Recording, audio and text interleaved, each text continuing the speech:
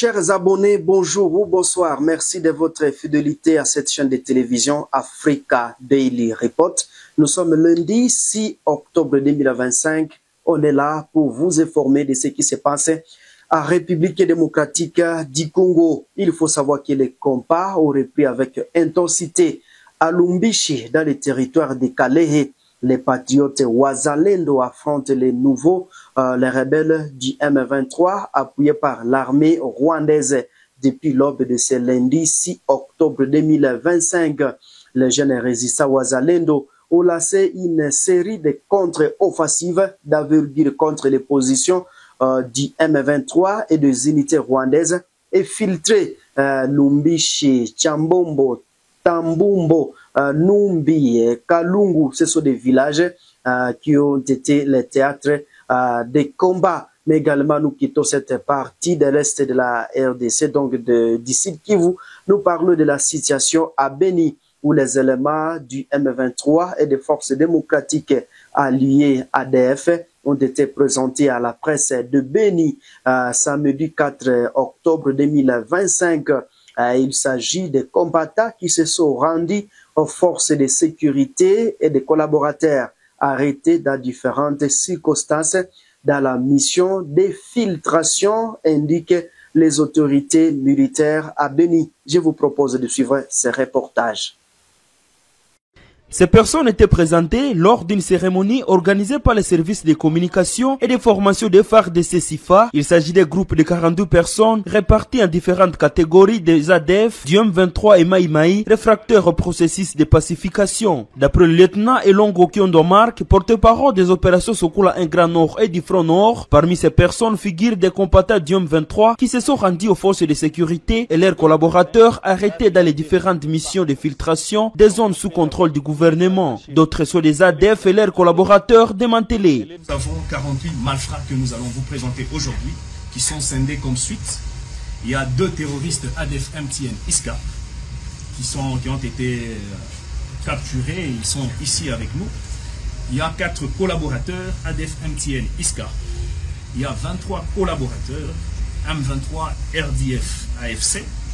Il y a 16 combattants rendus M23, AFC, RDF, qui sont venus avec plusieurs effets, entre autres tenues RDF et quelques armes AK-47. Alors qu'elle n'avait pas le droit de s'expliquer à la presse suite aux accusations portées contre elle par l'armée, les personnes présentées comme collaborateurs du M23 clamaient innocence et d'autres ne faisaient que pleurer à cause des charges portées contre elles. Mais les rendus du M23 ont affirmé avoir été arrêtés et enrôlés de force dans le mouvement. Ils ont été déployés dans certains villages. Après avoir subi une formation militaire en Chanzu dans les Rutshuru, ils ont finalement réussi à s'échapper, n'ayant pas foi aux promesses leur faites par les leaders du M23.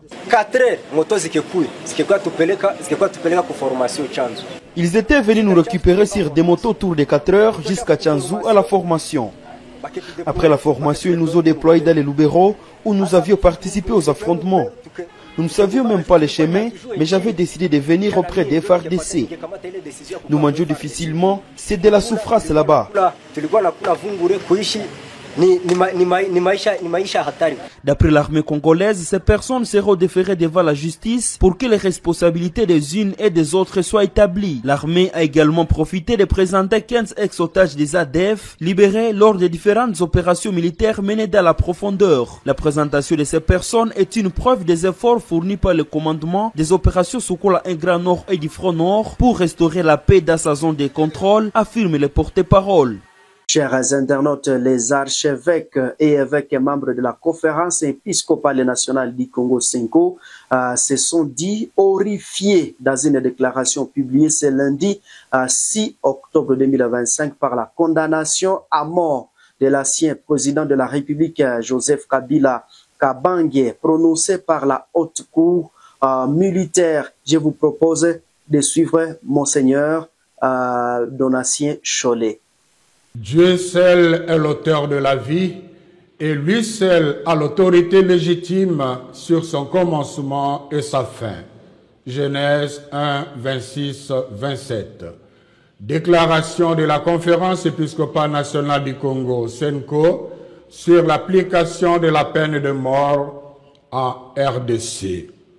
Nous, cardinal, archevêque et évêque, membres de la Conférence épiscopale nationale du Congo, en vertu de notre mission prophétique, rappelons qu'en date du 23 mars 2024, à la suite de la note circulaire numéro 002-ME/CAB/ME/JGS/2024 du mercredi 13 mars 2024 du ministre de la Justice relative à la levée du moratoire sur l'exécution de la peine de mort, en avons appelé à un engagement en vue de la défense de la vie et de l'abolition de la peine de mort dans notre pays, la République démocratique du Congo.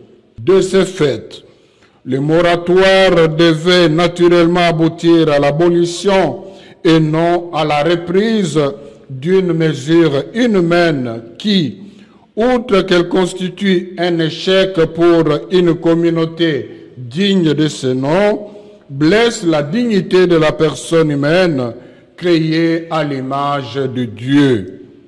Par ailleurs, la Constitution de notre pays consacre la sacralité de la vie humaine et la compte parmi les droits fondamentaux auxquels il ne peut être porté atteinte en aucun cas.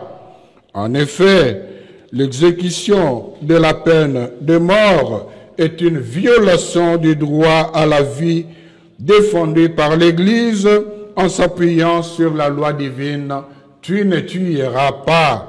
Exode 20:13.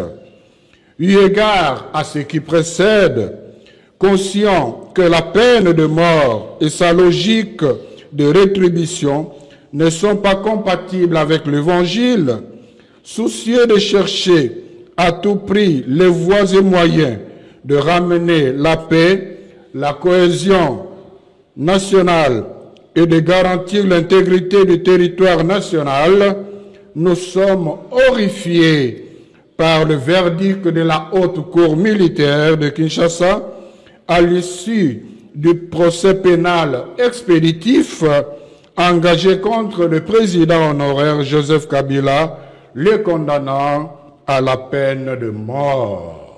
Fidèle à la mission de l'Église catholique, qui, en raison de sa charge et de sa compétence, ne se confond d'aucune manière avec une communauté politique et n'est lié à aucun système politique, est à la fois le signe et la sauvegarde du caractère transcendant de la personne humaine.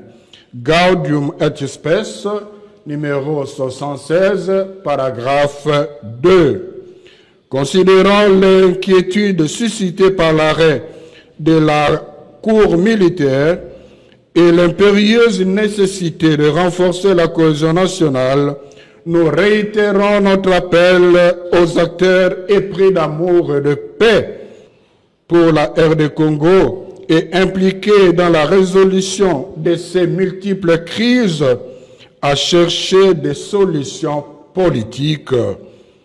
Pour notre part, dans le contexte de guerre et d'insécurité que connaît notre pays, nous demeurons convaincus qu'un dialogue inclusif reste la voie la mieux indiquée, tant pour affronter les causes profondes de ces crises que pour retrouver l'unité, la paix, le bien-vivre ensemble et l'intégrité territoriale de notre pays.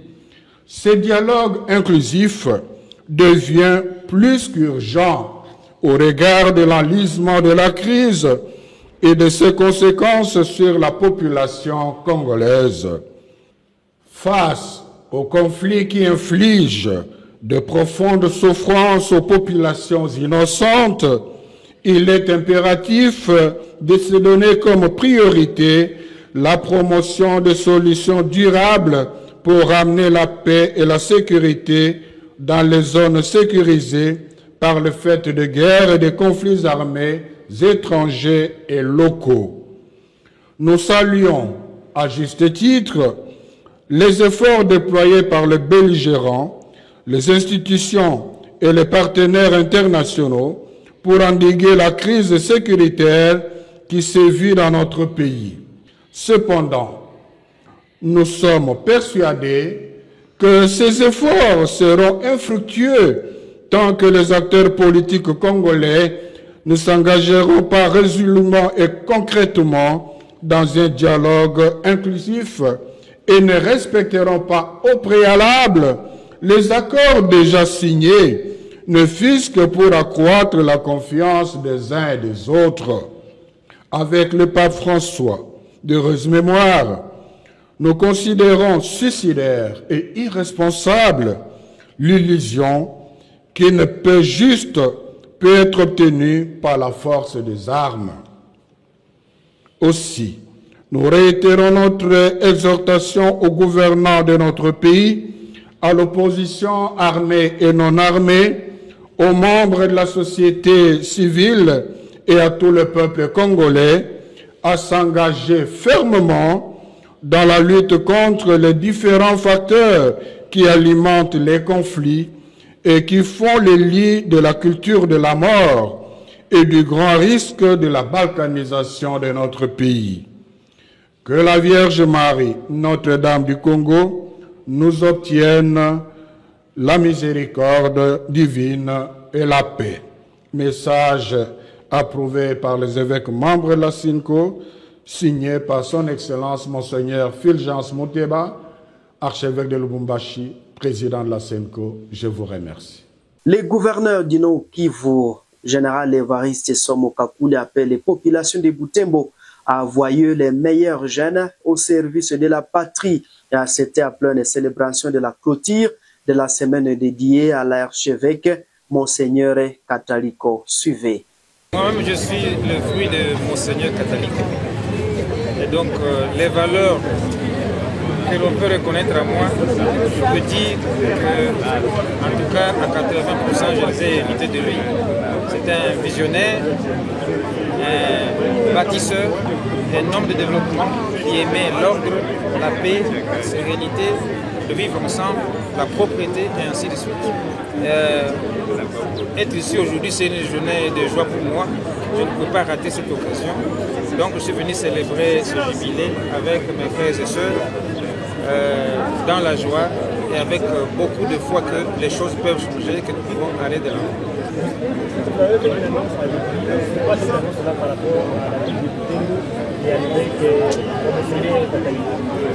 Oui, comme je l'ai dit à l'église, comme je viens d'aller le dire, Monseigneur Catalico, c'était un bâtisseur d'heureuse mémoire.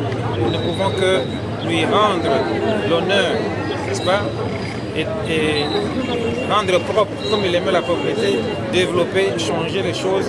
La rue, le boulevard ou l'avenue qui lui est consacrée, où nous nous trouvons maintenant, la province que nous avons aujourd'hui l'honneur de diriger, ne peut que asphalter, rendre propre, moderniser cette avenue en sa mémoire. Et je vais vous le dire clairement, ces valeurs-là que j'essaie de mettre en route aujourd'hui et pour lesquelles je pense que j'ai été choisi pour être le gouverneur de cette province, je les ai eues de Monseigneur. C'est pour cela que je dis là-bas que je vais féliciter quelqu'un en dernier.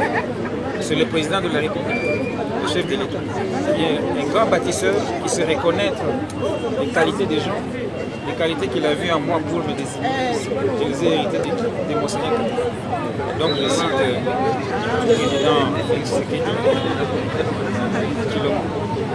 notre président, parce qu'il est capable de détecter les compétences.